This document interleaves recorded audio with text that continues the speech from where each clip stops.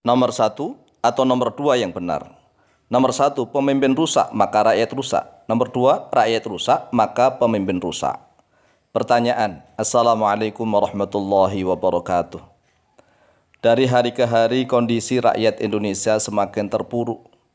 Rusak tidak menentu. Hal ini disebabkan karena para pemimpin di negeri ini banyak yang rusak, bermental koruptor dan jauh dari agama. Bahkan berusaha ingin menjauhkan agama dari negara dan rakyat.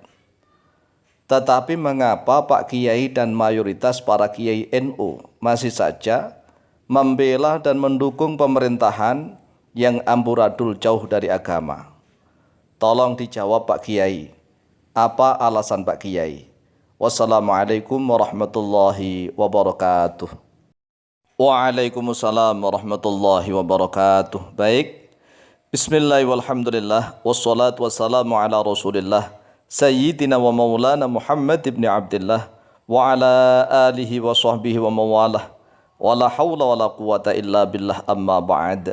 Saudaraku kaum muslimin wal muslimat rahimakumullah dan saudara-saudaraku sebangsa dan setanah air, ketahuilah bahwa alasan kami membela dan mendukung pemimpin yang sah minimal ada 4 alasan, minimal 4 ini. Perhatikan.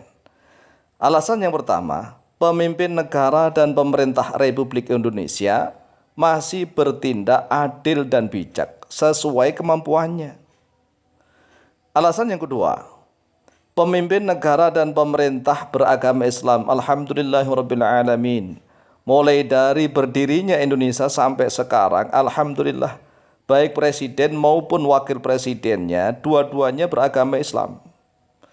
Kemudian alasan yang ketiga, haram hukumnya bagi rakyat melepaskan diri dari ketaatan terhadap pemimpin yang sah. Alasan yang keempat, rusaknya pemimpin itu sebab rusaknya rakyat, bukan sebaliknya.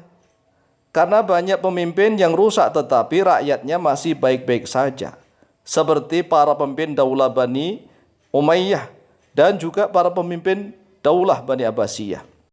Jangan dikira loh ya, bahwa para pemimpin dari Daulah Bani Umayyah itu seperti Khalifah Umar bin Abdul Aziz semuanya. Tidak semuanya para pemimpin dari Daulah Bani Umayyah itu seperti Khalifah Umar bin Abdul Aziz. Dan jangan dikira pula bahwa para pemimpin dari Daulah Bani Abbasiyah seperti Harun ar-Rasyid seluruhnya, tidak. Apalagi mengira bahwa pemerintahan Daulah Bani Umayyah dan pemerintahan Daulah Bani Abbasiyah itu berupa sistem khilafah. Tidak, salah besar. Karena Daulah Bani Umayyah dan Daulah Bani Abbasiyah adalah berbentuk monarki kerajaan. Para pemimpin mereka tidak dipilih melalui musyawarah ahlul halli wal aqdi. Tidak. Namun diangkat dari putra mahkota secara turun-temurun. Kemudian, apa dasarnya? Dikatakan bahwa rakyat yang rusak maka akan menelurkan pemimpin yang rusak. Tidak sebaliknya. Jadi jangan menyalahkan pemimpin rusak maka rakyatnya rusak. Tidak.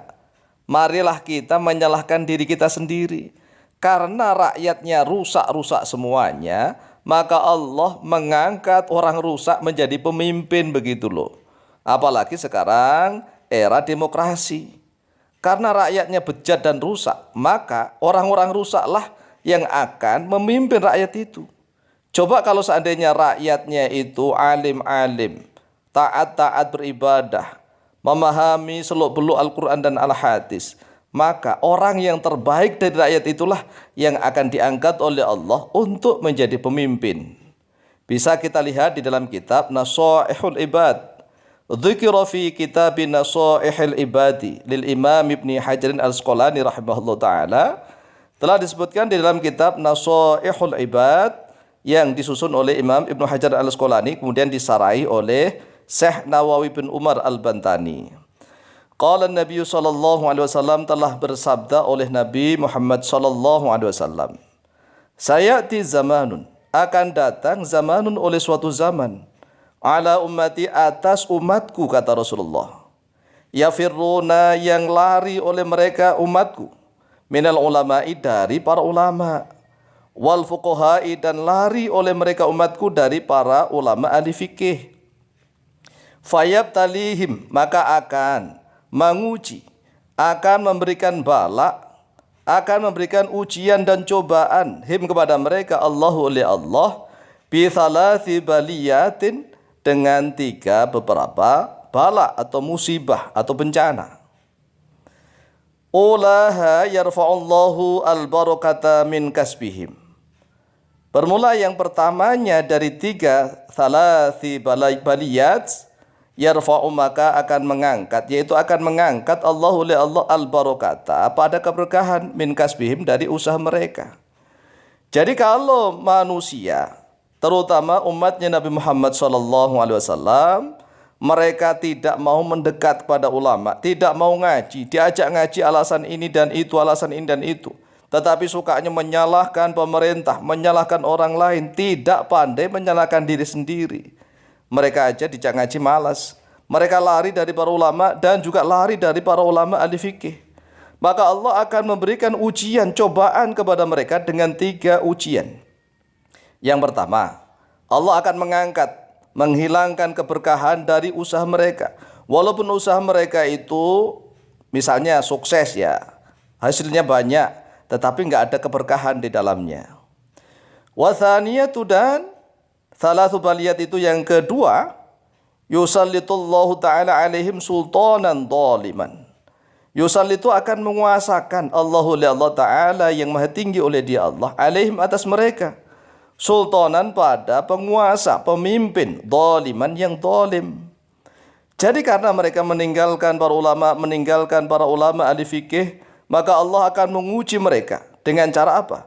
Mereka akan dipimpin, dikuasai oleh pemimpin yang dolim.